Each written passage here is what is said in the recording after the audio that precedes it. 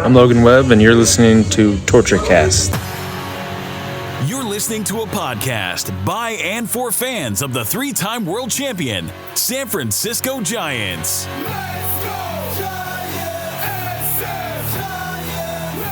With hosts Chad King and Eric Nathanson. This is TortureCast.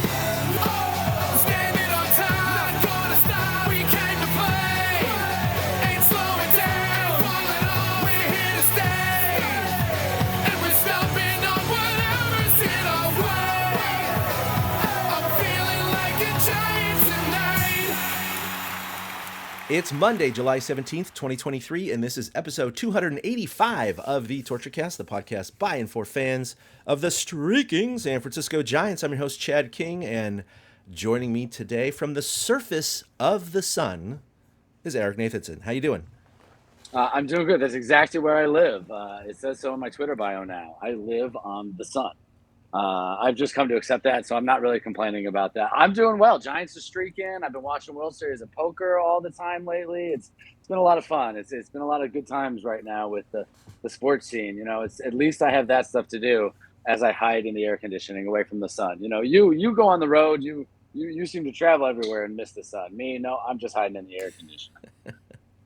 Yeah, I've been hiding from the sun. I was in Hawaii for a week and a half. It was nice there. We missed the heat wave here in the Bay Area. Then I was in San Diego for all week on work. Had a nice tour of Petco Park, by the way, and I have seen a game there before about 10 years ago, but if any of you have not been to Petco Park yet, go visit it, man. It's a nice ballpark. I mean, it doesn't beat Oracle, but it's one of those nice, retro ballparks with a lot of wide concourses, great food selection. That warehouse in left field is pretty dope.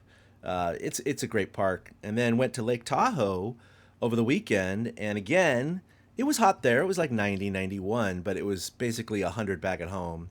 My daughter and I did go to that Edgewood tournament, and yesterday actually, and we planted ourselves on the green on hole number 4, and we saw so many athletes and celebrities come through. It was just insane. You can look up the whole list, but all the NFL athletes, John Elway and Tony Romo and Steve Young and Emmitt Smith. It goes on and on and on.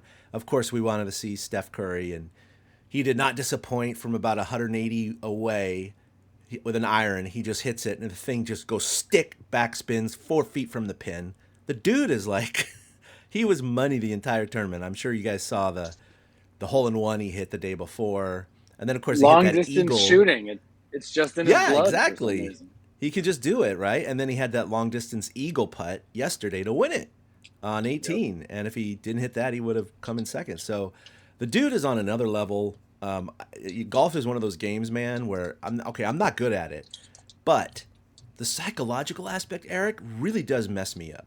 It really messes me up because I'm seeing these like entertainers out there like, Larry the Cable Guy and a Miles Teller and a Ray Romano. And they could stand in a tee box with a bunch of people watching and hit a straight drive. They can hit it off the grass with an iron, hit it in the air. They may not be super accurate, but they're doing the right thing. Me, anytime I have anyone watching me, we're talking slice into the water or worm burners on the ground. Like I top it. I just top it every time. And I'm like, I don't understand how these people do it. It's a psychological thing I cannot get over, but I commend Steph Curry and those guys, man. They're amazing. You're not an entertainer. Like, they're used to being in front of crowds in general in the first place. I mean, the only crowd you get is when you're feeding the fish. And so I guess maybe if you were golfing underwater, you might have a leg up on them. But since it is on ground, I can get why they don't sweat it. Yeah. No, it's pretty fun. They're all going to laugh at me. Whack. Oh, they're all laughing at me. Speaking of not laughing, though, the Giants, streaking again right out of the All-Star break. They, of course, took the last 2 against Colorado before the break and then just swept the Pirates in a 3-game series. So they've won 5 in a row, and they're back up to their season high of 11 games over 500. But now they have leapfrogged over the Arizona Diamondbacks, who have lost 4 in a row. So they have sole possession of second place. They are now 52-41 and only a game and a half behind the first-place Dodgers. And that's only because the Dodgers won like 6 out of 7. If the Dodgers are kind of like 5-2 or 4-3, the Giants might be in first place right now. So they got the 4th best record in the National League. I mean, things are looking pretty good right now, Eric. Yeah, it's surprising to see Arizona just tank like they have. And the Giants taking advantage, beating teams that are not good in Colorado and Pittsburgh, doing what they're supposed to do. And you're right, the Dodgers won like 6 or 7 straight before losing yesterday. So that's really the only thing that kept them out of first place during this little run they've started. And it's nice to see them bounce back because you remember we talked about how they lost 2 out of 3, 2 out of 3, 2 out of 3. And then Yeah. to get them back on track against Colorado before the break and, like, what can we say about Logan Webb and what his performance before the break? That was unbelievable, that shutout. It was hard to believe it was his first ever complete game shutout, but it was a masterpiece. He kind of, like, shoved against the All-Star voters. He's like, oh, you think Alex Cobb is an All-Star? Like, I'm happy for him, but I'm the best pitcher on the Giants. And he went out and twirled that gem. I thought that was awesome. I thought it was great, and it's obviously rare in the Farhan era to allow pitchers to go, full 9. Obviously, Cap was like, yeah, he's fine. Not only that, like you said, he shoved. It was a 1-0 game, so that kind of makes it a little bit harder to allow the starter to go back out, right? But he struck out the side, dude. He struck out the side in the 9th. That was freaking so amazing. And you're right. I mean, it was more like sure, he's happy for Alex Cobb, who got named as a replacement, so the Giants actually had 2 guys go, but that said, we were talking about him being a potential snub, and, we weren't angry about it or upset about Logan Webb not going. It was the same thing last year. Like, Rodon went, and it really could have been Webb. He's been right on the cusp, I think, the last 2 years. And, in fact, after that complete game, you had a bunch of Bleacher Report, ESPN, and MLB, like, pitcher rankings, and Webb popped up on all of them at, like, number 5, 6 in the National League, right? Or number 10 overall in the majors. And you're like, yeah, people think he might be in the top 10 of pitchers in the league, but he's not on the All-Star team. It's a little weird. But, it's just, I think it was timing. That complete game shutout kind of raised everyone's eyebrows and said, all right, yeah, he is pretty good. Yeah, it was funny too because Cobb ends up throwing, a shutout inning in the All-Star game, so everybody comes out looking good on something like this. It was the old Giants. It's what we've wanted to see from them, and Colorado beating up on a division team, that was nice. And I was worried the All-Star break would kill them, but then look at this weekend. I mean, that was kind of crazy. They I don't want to say they dominated Pittsburgh, but they took advantage of the right opportunities, and they're finally back. You said 11 games over 500 and taking advantage of Arizona. 5-game winning streak, longest in the National League right now. And holding the first wild card spot, I mean, it's not much, though. There's still like 4 or 5 teams behind them. It's kind of – I can't believe we're in this spot right now. We got the trade deadline coming up. Webb and Cobb might get some help in the rotation, hopefully. Ohtani, I don't know. So, it's been a good thing. It's just been they've been fun to watch. I missed a lot of this weekend, and I caught up through highlights and stuff. And Conforto stuck out to me. Bailey stuck out to me. It's been nice. I feel like everybody is doing something that's worthy of talking about lately. Yeah, Bailey has been obviously the big surprise. He has been consistent, and he stayed at that high level as opposed to Schmidt, who obviously we talked about last time, right? He's severely dropped off, and he needs to figure it out and kind of readjust to the league's adjustment to him by not chasing and all that stuff like that. But Bailey has been the highest rated catcher in terms of WAR since his call-up. I mean, you can't get any better than that, Eric. Like, that's right. Like amazing. Rookie comes up and he's like, yeah, you know what? I'll be Buster Posey. Okay, cool. Thanks, man. We appreciate that. He's been nailing runners at a high clip, like 38%. The pitching staff just absolutely trusts him. He's coming up with big hits, again, like he did in Pittsburgh here with the double. He's just, man, he is a stud. He looks like he's going to be here to stay. We'll see about Schmidt. He has an opportunity with the Estrada injury to hang around, but he's got to really pick it up in order to make that argument stick. But, right. Yeah, this is great. And, like you said, the wild card pack is pretty tight right now. They do have a percentage point lead over Miami, but essentially they're tied for the number 1 spot. And then Behind that, you have Arizona at a half game back, and then a game ahead of Philly. And behind that, you have like Cincinnati at 2 games behind, or 2.5 behind the Giants. So, I mean, you got 5+ teams just vying for those 3 positions. So there is no gimme, there is no guarantee. And a series like coming into Cincinnati this weekend or this week is big. It's a 4-game series, and it could really shake up the wild card situation. So by no means are Eric and I thinking like, oh, they're going to cruise on to get a playoff spot here. Not at all. They have a lot of work to do. But that said, the playoff odds are good, aren't they? Like, yeah, I think they're above 60% now. Yeah. 78.1 to make the postseason, according to Baseball Reference, and 4.3 to win it all. I don't know about having a 4% chance to win it all, but I'll take almost 80% odds to get into the postseason. Yeah. So they keep improving. I know that at the break they were like 58 point something, but you go on a little winning streak like this, and Arizona loses 4 in a row. That'll change the percentages a little bit. Things are looking great right now, and they have a very their longest road trip of the year, as you mentioned last time. But it's nice to start 3-0. There's nothing wrong with that. But they got Cincinnati and Washington coming up, and that weird makeup next Monday in Detroit. But before we get to some of the help that they need, I guess you could say, in the trade deadline, which we still have some time to discuss in the future.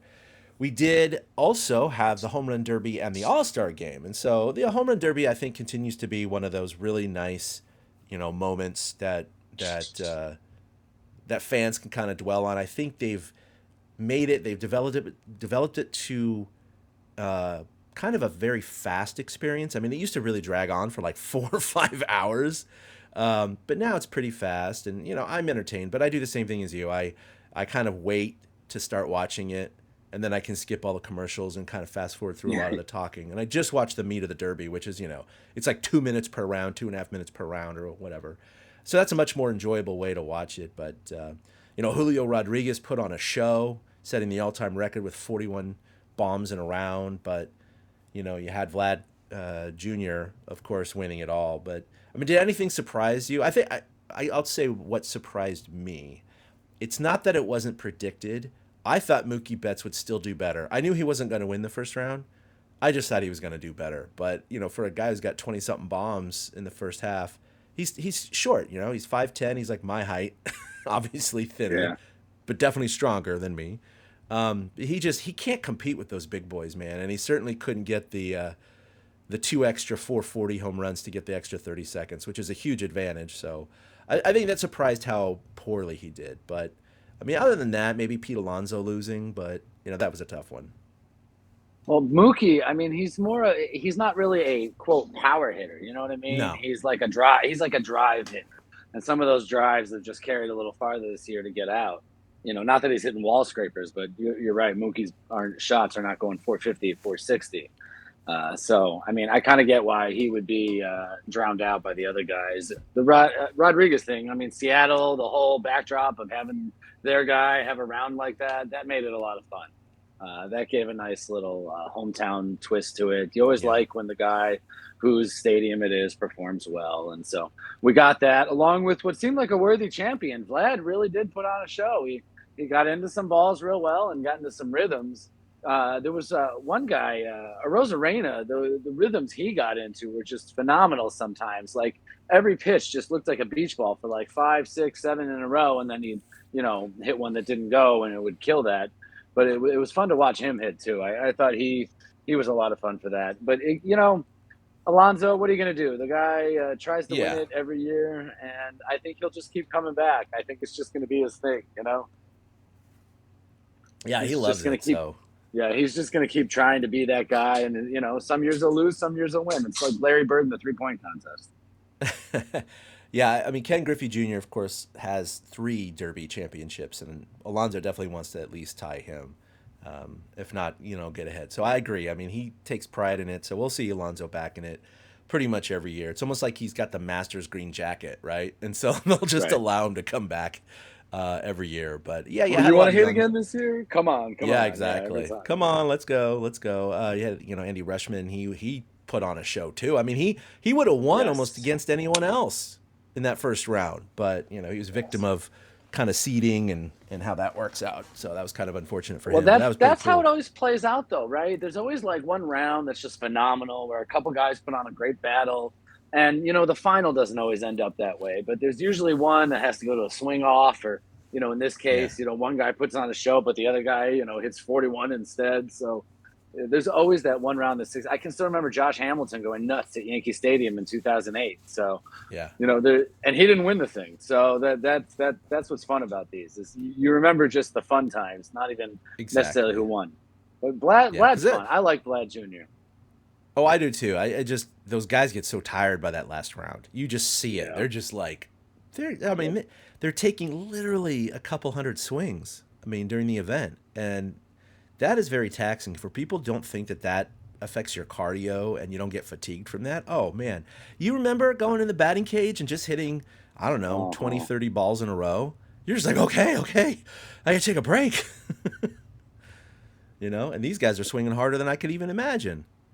Right. But no, that was a lot of fun. But about the game itself, pulling for the National League, even though it really doesn't matter anymore. There's nothing to play for in terms of home field advantage, which is a stupid thing anyway. So I'm glad they reverted. But the National League, with a late 2-run bomb by the Rockies catcher. Oh my God. What is his name? Diaz? Diaz propelled him to a 3-2 victory. Of course, Camilo Doval and Alex Cobb each pitched one inning of shutout ball each. Camilo just looked I know he allowed a hit, but he just looked silly against some of those guys. He was throwing 101 high heaters, with his slider, and he just made guys look silly. But he actually ended up getting credited for the win. And of course, that was the first win since 2014 in which Melky Cabrera won the MVP and Matt Cain got the victory that 2012. Yeah. Was that 2012? I thought that was 20. You're right. Yeah. You're right. It was 2012. So Melky anyway, it was just one of those 2012. things. It was so funny to see that. It's like, okay, I guess Giants should pitch in All-Star games if they want to win. But that was cool to see. Yeah, it's always fun to see it. Camilo, that was what I wanted to see, was Camilo against All-Stars. And he just he goes up there, he does this thing. I love how cool Camilo is. He knew he was the star without having to act too outlandish in any way. So it was nice to see him just go there and hump it up at 101 and make them swing at it. Yeah, no, that was good. And that guy really does have ice in his veins. I've been listening to more and more player interviews, and they're talking about how, I think it was Alex Cobb, and he was just like, the dude doesn't get up for anything. Like, he appreciates everything, but you can't read him. He's like, he'll smile every once in a while, but other than that, he just plays it the same no matter what. So, he's a cool cat. He's a good guy to have on the team right now. Even, on occasion, he's going to give up 4 runs like he did before the break, but, shit happens sometimes. Right. Killed me in fantasy. Right. Damn. It did.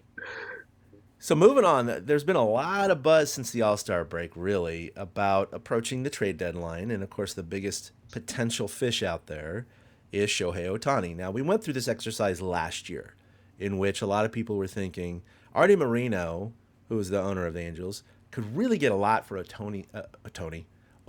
That's the Italian two-way player. Ohtani. Ohtani. Hey, Ohtani. hey, Ohtani. Oh, there's a skit in there somewhere, Eric. Yep. Now, they could get a lot for Ohtani last year because he was a 1.5-year rental. This year, you got 2 months of him, right? And no guarantee to sign him next year. And so it's going to be interesting because, obviously the Dodgers are one of the teams listed, but a former Dodger himself, and I think it's just bait and it's things to talk about, so I'm not leading any credence to this. Eric Karros does not have a pipeline to Artie Moreno's phone. He doesn't know anything, but I thought it was an interesting reaction of what he thought Ohtani was going to go to. So I'm going to play a clip right now from Fox Sports. That's right. It's Fox Sports MLB. Not talking the Angels. The question is, will Shohei Ohtani play in the postseason this year? He's going to play in the postseason. He has to play in the postseason. The Angels need to trade him. If they don't, they're doing a disservice to the organization. Now, you want me to take it a next step further? Who's he going to be playing for? He's going to be playing for the Giants. Whoa. That's who he's going to be playing for. Mr. Dodger? No, I'm just telling you, that makes all the sense in the world. They have the wherewithal to do it. Then they get him for a couple months to try to court him so they could sign him for a free agency. It makes all the sense. And you don't think that the Angels wouldn't want to trade him to San Francisco to spite the Dodgers? Come on. This is drama. Wow. So there you go. The ex-Dodgers saying that the Angels would trade him to San Francisco because it would just be to spite the Dodgers. I'm like, yeah, I don't know. I mean, Artie Moreno is kind of a egotistical person, so I guess I could see that angle. But they're going to listen to the best offers, man. If the Dodgers are able to flood their system with prospects, how could they say no to that? And I think that's I think that's the flip side of this is, we obviously pursued Judge and Correa, and they were big, big, big fish, and we didn't land them for various reasons. So far, by the way, on a side note, glad we didn't get either one of them, because look what's happened to both of them this year, which is the exact problem with signing these big guys, is that when they get hurt or underperform, you're stuck with the bill, man, and that's just the way it is. Shohei Ohtani, I think, is a unicorn. He is different. He has been healthy his whole career, and he's having a season of all seasons this year. So I'm not too worried about his, he doesn't have an injury history per se. Yeah, he could get injured, but that's a freak thing. But the amount that the Giants would have to give up for a 2-month rental and to just have the chance to court him to sign him long term, I just don't know. And I'm wondering if the Angels think they can get so much for Shohei, they're just going to wait for some ridiculous proposal that may never come. And then it's like this cat and mouse game where then maybe other teams are going to go back to themselves and think, you know what, we're not going to give up what the Angels want. I don't think any other team's going to give up what the Angels want. So we're just going to sit tight and let him become a free agent and then go at him, So I don't know how it's going to play out. I do think a crazy team like the Yankees or, someone who overpays all the time, like the Padres, they're going to make a last-second effort and, trade everyone, right, to get Ohtani. Like they did with Judge. I would love for the Giants to get him because I think that would do wonders for marketing and ticket sales and all of those things. But the Giants' success lately has been based on kind of next man up. And if they have to give up their entire farm system for one dude, it's hard. I'm not saying it's not justifiable. It's just hard. Oh, it's justifiable to me. I would take it in a heartbeat. I don't care. Unload the farm, get him in the door, get in the playoffs, show him what it's like to be on a winning team, and give him that taste of the American Asian Pacific Islander community would embrace him. Asian Americans would embrace him. It would be such a big San Francisco get. Seattle's already got Ichiro with that locked up with the Japanese market. So get Ohtani in a new place, in a place where he can hit bombs into water all the time. Yeah. I mean, he'd have like 10 splash hits a year. And he's a guy who would also left-handed, put it out to left field 5-10 times at Oracle Park. Like, I would unload for him. I would do the full sell. I just don't know if Farhan's willing to do that. And we're at, it comes at a good time for the Giants just in the sense that Farhan's at a nexus right now. He's got to make some moves. He's got to show some stones that, the plan he's got going on is developing and making sense. And if that plan is to just use some of those pieces to go for Ohtani, I think that's just how it ends up. But, to bring it all back to Eric Karros, nobody prompted him. Nobody asked him where they thought he was going to go. He just decided to start talking about Ohtani to the Giants, which was just very fascinating to me. Did he hear something from somebody, or was he just in the shower before he came out? And he was like, this would be good to say.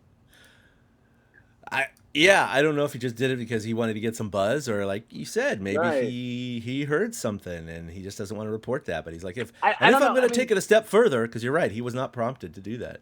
Right, he wasn't at all. And so I wonder, did he talk to people in the Dodgers and that's what they're saying? So that's why he said that? Is he being a mouthpiece for the Dodgers? It's just that kind of thought and wonder about it. It's great to discuss, though. We got 2 weeks until the trade deadline. And the mere fact that we're talking about Ohtani as a trade possibility is fun. He is the greatest player in baseball. Fun. Yeah, he is number one, the best, no question about it. Mike Trout was, Ohtani is. He is the unicorn of all time. And it's just, It'd be amazing if he could be a Giant. I would take it in a heartbeat. I think there'd be enough next man up because we're not going to lose like certain guys like Yaz and JD Davis and Lamont. I don't see them losing guys like that. But could they lose Matos and some of the farm system? Yeah, that's the realistic thing. So like you said, that's what you have to weigh. And hopefully, if the Giants are presented with that opportunity, they don't overpay. But who knows at this point? Who really knows? So, yeah, it's great to dream for that. He really is. I mean, more than a unicorn. He is better than Babe Ruth. I mean, that's what we're getting to. That's the level that he is at. He is on pace to potentially break the AL home run record this year. He's on pace for 60 right now. So he could challenge what Aaron Judge just set last year, right? And then he's one of the top, 10, 15 pitchers in the American League right now. So you put those two together, and he really is two players in one. So if you want to throw $50 million at him, $60 million at him, 60, I mean, you think about it, that's like, well, that's 30 per player. It's not the worst deal in the world. And then the amount of, I mean, they have all the brain guys, marketing people who crunch numbers, and they know, once if they were to sign Ohtani, what that means for like sellouts and gear and everything else, right? I mean, they're going to make his salary back, 2, 3, 4-fold on that stuff. Not only that, but you're going to get better TV revenue. I know they split it, but they're going to get higher percentages. They're going to get more premier game times. I mean, it goes on and on and on and on, right? Like the trickle down effect is pretty large. And so I agree with you. I think financially it's a no-brainer. I don't want them to ever get stuck in a situation where they are like the Angels, where they have an Ohtani and they just can't go anywhere because they gave up all their talent. That said, Farhan is usually pretty good at reloading, And speaking of reloading, they had their draft over the All-Star break. And I think we need to talk about that because, right now there's a couple of sites, and I'm just going to highlight one of them. Bleacher Report gives them an A+, but I've read a lot of other ones because I'm not smart enough to give them a grade. Probably these people aren't either. They're just subjective material. But most people are giving the Giants a really high grade in this year's draft. And so I thought we could just talk about the top couple of guys that they took. And on the subject of Ohtani, they drafted at number 16 in round 1, whom everyone's been calling the American Ohtani. And that is first baseman / right-handed pitcher Bryce Eldridge from James Madison High School. He's 6'7". He's a really strong kid. His his sinker has reached the mid-90s. He's got a good feel of slider and changeup along a fairly consistent ability to throw strikes. At the plate, he has massive power potential. He's also flashed good defensive skills at first base. And most people say if he were solely a pitcher or hitter, he still probably would have been drafted in the top 2 rounds. So you're getting a guy who's good from both sides of the plate. And I don't know. I mean, that's pretty exciting because they did this last year with, oh my gosh, I'm blanking out his name. He was just promoted from San Jose to Eugene. Reggie Crawford. Reggie Crawford, thank you. Yeah, he was just promoted as well. So he's been doing well at San Jose. So he's starting to move up the ranks. This is interesting. 2 years in a row with their first pick, they've taken two-way players. What do you make out of it? It's funny because it almost flies in the opposite direction of the idea of going after Ohtani and makes you think that the Giants themselves are trying to develop their own Ohtani. So they're going to have all 9 positions be two-way players. I mean, that would be Farhan's dream, right? And then he could just interchange everybody. That'd be awesome. Bullpen? What bullpen? I'm just going to my left fielder. I mean, that would be his absolute dream. I just find it interesting that that's what they're doing. It's fun. I mean, as Giants fans, but I don't know if I want to double down. I'm not trying to be funny. I don't know if I want to double down because you really don't know what's coming. And to go for 2 draft picks like that in a row, I mean, the odds of one of them turning into something have got to be high. So, I mean, that's the question. Is it just like throw as many against the wall and see one of them that sticks? Or, do we think that we have a knack for doing this? So we're going to learn if these are worthy of that. It's interesting that they do that. Farhan, I mean, who knows what he's thinking. In the second round, 52nd overall, I'm going to read the evaluation here from Sports Illustrated, is a shortstop Walker Martin from Eaton High School in Colorado. say that Martin put up video game numbers, a standout in last year's Yep. area code games. Martin posted video game numbers this year, and he led all the high schoolers in the entire nation with 20 home runs, with a mind-boggling 6.33 average and a 28.7 walk rate. Even though he's shown plenty of power this year, Martin's also known for his bat-to-ball ability and a sweet lefty swing that grades out as average or better. With a projectable frame that he could potentially give him above average raw power, Martin has a well-rounded skill set at the batter's box. I don't know what kind of league the Eaton High School plays in, but 20 home runs with a 6.33 average, that's insane. That is insane. Totally insane. Holy I mean, crap. imagine how much better he was than everybody else on the field. His team scored double digits in every game but 2. my God. It's absolutely ridiculous what he did in his high school. 20 home runs in like 29 games or some crap like that. Yeah. 74 RBI or something. That's just ridiculous. And it's weird. The Giants went high school the first 2 picks when they've been really focusing on college kids the last few years. But, Walker Martin, I mean, obviously he's not going to put up numbers like that anywhere else, but just No. he must have been so much better than everybody else on the field every game he played. I can't imagine watching that guy. What a freak. Yeah, he's just one of those kids where, back in high school, you look at that one dude. And, of course, that one dude never even made the majors. But you're looking at him just going, yeah, Right. he should be 2 levels above us right now. Like, he is just stupid. Sounds like that's what he was, too. So, the Giants' 3rd pick, 69th overall, was a compensatory pick. They got left-handed pitcher Joe Whitman from Kent State. 85th pick, they got shortstop Cole Foster from Auburn. In round 4, 117th overall, shortstop Maui Ahuna from Tennessee. Round 5, 153rd overall, second baseman Quinn McDaniel from Maine. Round 6, 180th overall, catcher another catcher, Luke Schlager from Maryland. 7th round, outfielder Scott Bandura from Princeton. A little Ivy League action going on there. 8th pick was right-handed pitcher Josh Bostic from Grayson Junior College in Texas. 9th round pick was third baseman Charlie Sicani, or I don't even know how to pronounce it. I heard it once, from University of Illinois, Chicago.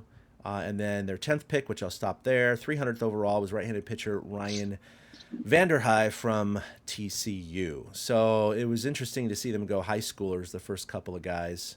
And it was all and then they college. kind of went more traditional, yeah. So, but, I think when they talk to these kids, because you hear about these high school kids that get drafted and they say, no, thank you, and they opt for, college. Those are usually guys that are drafted in the later rounds when they know that, well, I'm not really going to get a big signing bonus here. I'm going to really have to work my tail off. I'd rather start in college and see if I can improve my draft stock, and have a good college experience, get a degree. But when you're a high schooler getting drafted in the first or second round, I mean, a lot of them, they take the money. They're like, these signing bonuses are huge. They could get injured and not ever get drafted again. So, and I know the Giants and all these teams who draft high schoolers have these conversations with these players because they don't want to waste a pick on a guy who's going to, a month later go, nah, on second thought, I'm going to go to college.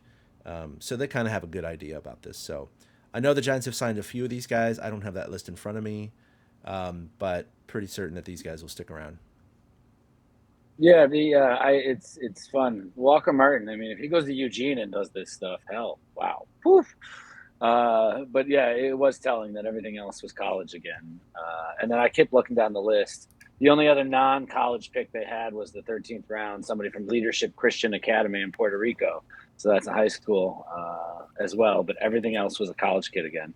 So the Right. Giants really do work at signability and stuff like that. But they're more willing to take a flyer on Eldridge and Martin. And, it's a good strategy.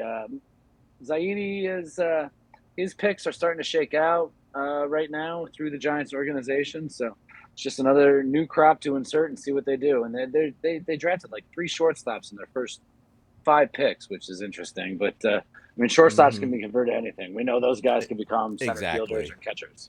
So, Usually some of the best athletes, and they're very flexible. So, yeah, they can easily go to the corner or second base. well, I kind of like that. Yeah, I like that angle that they're taking by taking just athletes. I kind of do like that. They're going to try to mold people in the minors, it seems. Yeah, it's interesting. In their very last pick in round 20, 600th overall, they took another kid from Princeton, another outfielder, Nadir Lewis. So I guess those 2 teammates are like, hey, we're both on the Giants now. It's kind of an odd thing, but they must have had a reason for it.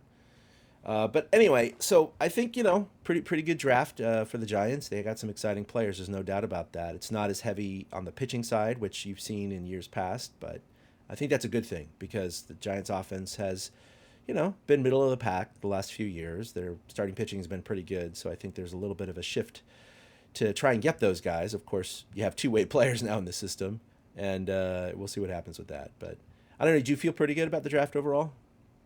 I do. I feel decent about the direction of the club. I in April was screaming, I don't see a direction for this baseball team, and here I am, 2.5, 3 months later, and I actually kind of do. So, the draft made sense to me more than anything else.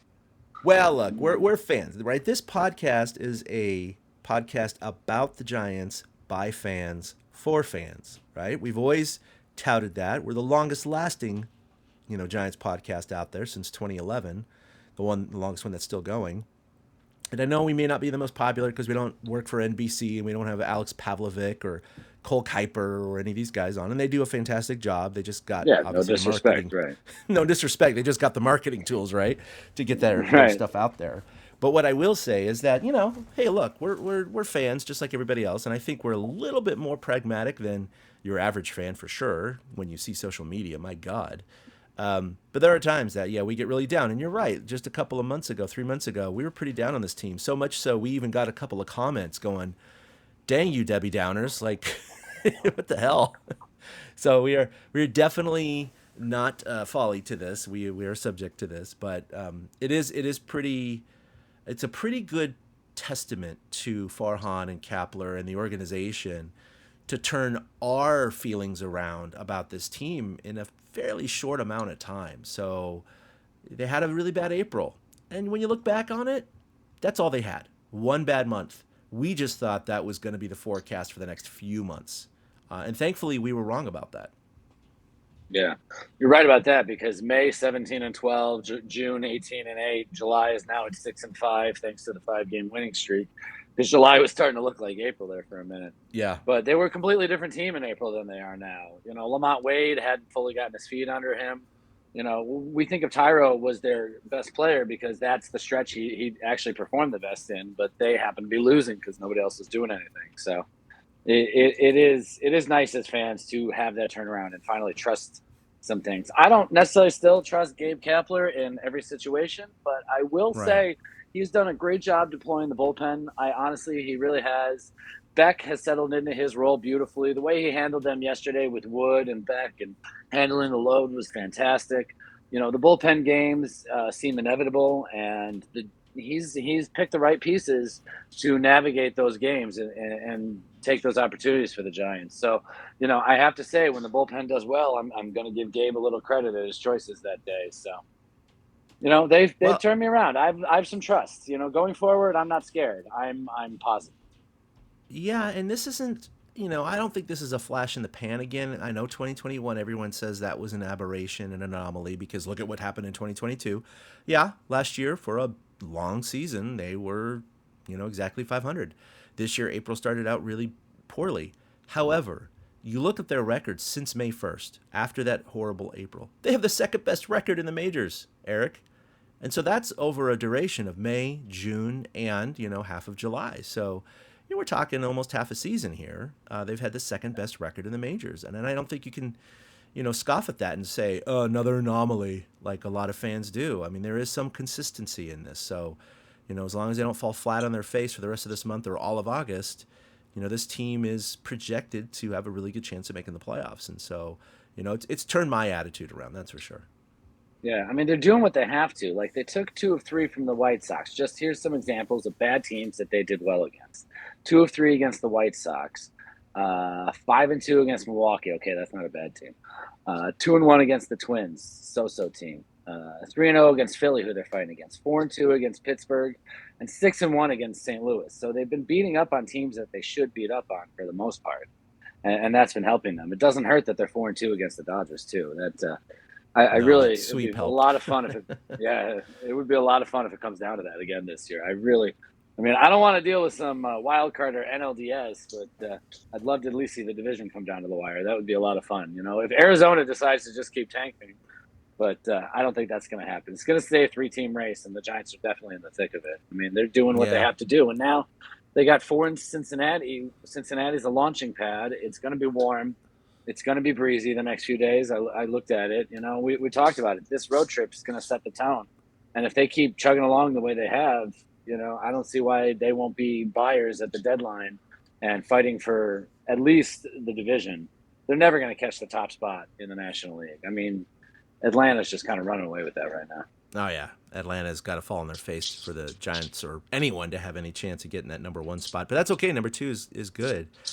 You mentioned the Dodgers, and what's funny about that is, the Giants don't play them for quite some time, but at least they end the season by playing 7 of their last 10 games against the Dodgers. They got a 4-game set in L.A., 3 games at home against the Padres, and then 3 games home against the Dodgers, even though they have fewer games this year, right? Instead of 19 in the unbalanced schedule, they have 14 with the balanced schedule, which I actually do like a little bit more because they see more of the other teams more often.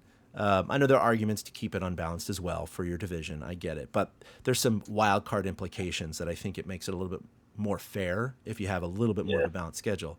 Next year, however, they already released the schedule. We won't go into depth right now, but I will note that I believe the Giants and Dodgers are done playing by like the end of June or early July, is what I was reading for next year. And if that's true, I'm sorry, that's not the way it should be. I don't like that at all. It's crazy. I really don't. So that's maybe an unfortunate fallout from this unbalanced schedule and trying to get travel because, with the American League teams, they trade off every year. One comes here, the next year we go there, that kind of thing. So it probably had to do with the travel schedule, but it is what it is. All right, so Giants, trade deadline, August 1st. That's 2 weeks from today. We're definitely going to record next week. We'll talk offline, but presumably we'll try and record next Monday, probably during the Giants-Tigers makeup out there. If not, we'll let you know. And then the show after that is the deadline. So it's going to be really interesting, Eric, to see how these next 2 weeks kind of shape up. I'm really excited about it. I don't think it depends too much on the Giants' performance. I think even if they go into a losing streak, they're still going to be, in striking distance of the wild card. So I don't think anything's going to change in that regard. They're not going to be sellers. They most likely will be buyers, and they should be buyers. It just matters of, who are they going to go shopping for besides, of course, our dream of Ohtani, right? But again, we're probably going to have to settle for some middle relief, and some like 5th starter or something, another utility infielder. But, all these little parts do pay dividends in the long run. I still think they'll stay on a tear, though, leading up to this. I mean, you split with Cincinnati, you take 2 or 3 from Washington, you snap off that Detroit game if you can. Then you got Oakland for 2 games. And Oakland, I mean, they just suck. They literally the worst team in suck. Yeah. They may be the worst team in Major League history. Or something already. I mean, it's ridiculous. They're on pace for 120 losses right now. So bad. That's the Tigers from 06. No, not 06. 03, 02, whatever. But then they face, Oakland, and then Boston comes to town, and then it's the deadline when Arizona comes to town. So they really have a favorable schedule to look like strong contenders right here at the deadline. So I do think they're not even going to slip up. I don't even think we're going to have to worry about that. Like I really can see the Giants taking 3 or 4 in Cincinnati and 2 or 3 in Washington and just keep rolling. So, it's like you said, it's going to be fun.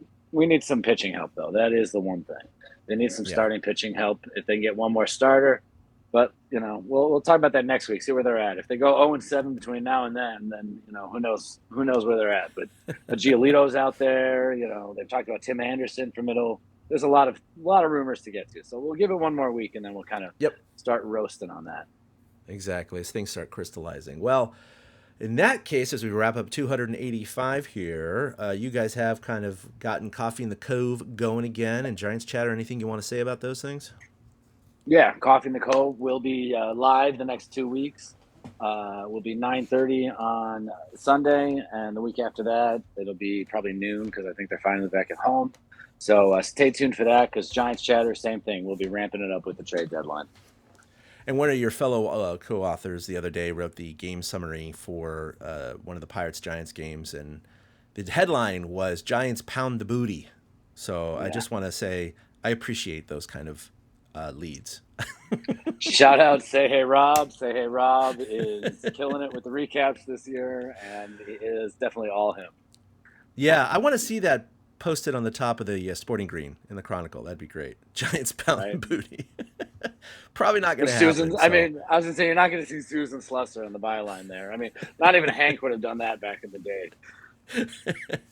But I do appreciate it. It's very good. Yeah. So anyway, yeah, if you haven't joined or read Giants Chatter, please do so. I actually still read those all the time, especially on all this travel. I can't watch the games, so certainly I'll look at highlights, but I like reading these guys because they're watching the games closely, and so it's a lot of fun. So check them out. Of course, check us out on all the socials. We are now on, what's that new site called? Threads. Threads.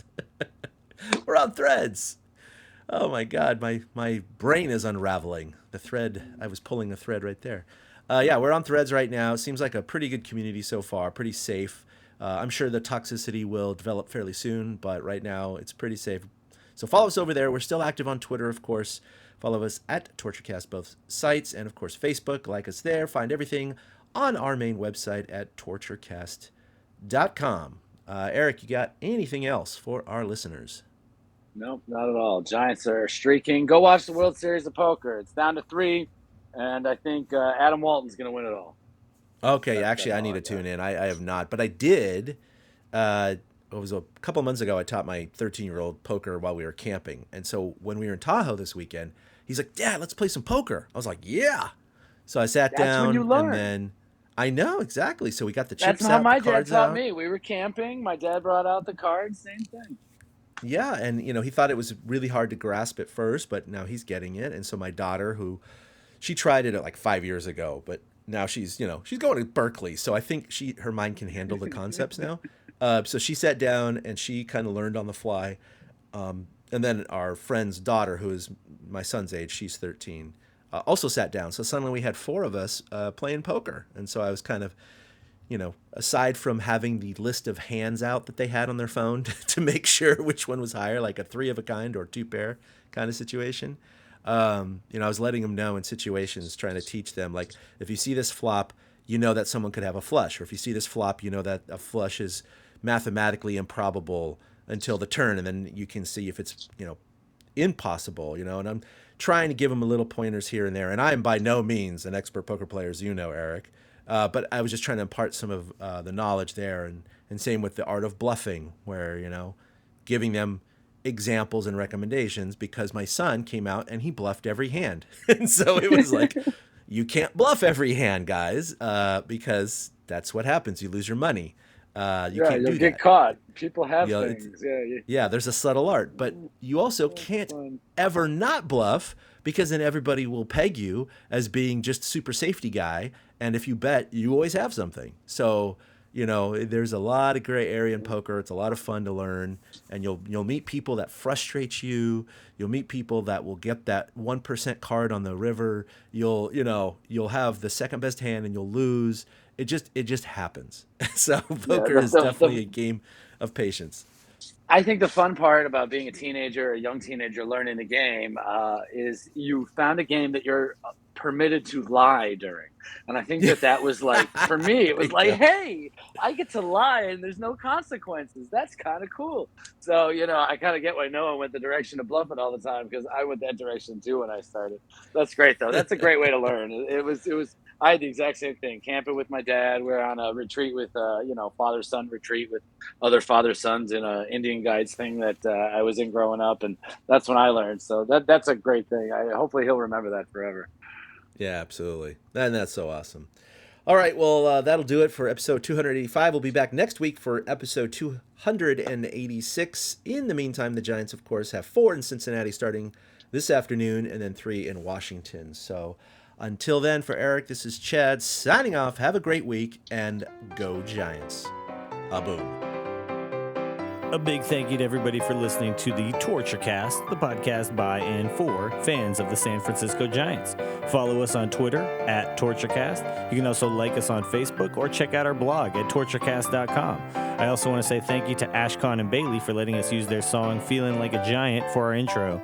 For Ben Lee and Chad King, my name is Willie Dills saying, we'll see you next time.